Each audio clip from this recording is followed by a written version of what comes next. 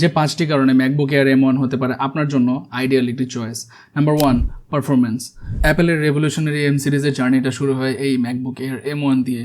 M1 যখন বাজারে release হয়েছিল তখন লিটারালি ম্যাকবুক প্রো যেগুলো ছিল ইন্টেলের সেগুলোকে হার মানিয়ে দিয়েছিল। সো পারফরমেন্সের দিক থেকে আপনি 6 বছর পরে এসেও তেমন কোনো একটা কমতি দেখবেন না। Number 2, battery life. এই ল্যাপটপটার ব্যাটারি লাইফ খুবই জোস।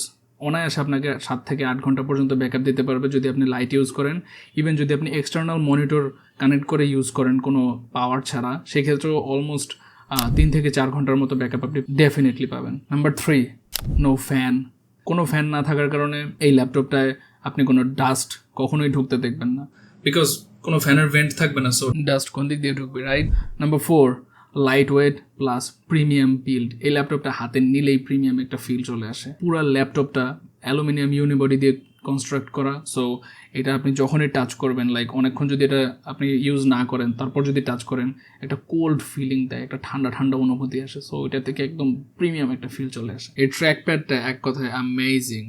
এত ভালো ফোর্স টাচ একটা ট্র্যাকপ্যাড, এটা ইউজ করতে গেলে আসলেই মানে ফিল হয় যে উইন্ডোজ ল্যাপটপে মেবি অনেক অনেক বছর পিছিয়ে আছে।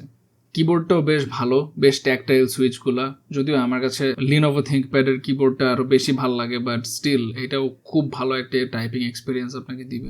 Number 5, macOS. সো ম্যাকওএস হচ্ছে অ্যাকচুয়ালি এই ল্যাপটপটার জন্য অনেক স্ট্রং একটা পয়েন্ট, বিকজ ম্যাকওএস এত ভালোভাবে অপটিমাইজ করা যে আপনি যখন ইউজ করবেন ম্যাক্সিমাম কেসে আপনি নোটিস করতেই পারবেন না যে এই ল্যাপটপটা 6 বছর পুরাতন একটা ল্যাপটপ। সো আপনি যদি 2026 সালে এসে M1 ম্যাকবুক এয়ার কিনতে চান তাহলে আশা করি আমার ভিডিওটা আপনাদের জন্য হেল্পফুল হবে। আসসালামু আলাইকুম।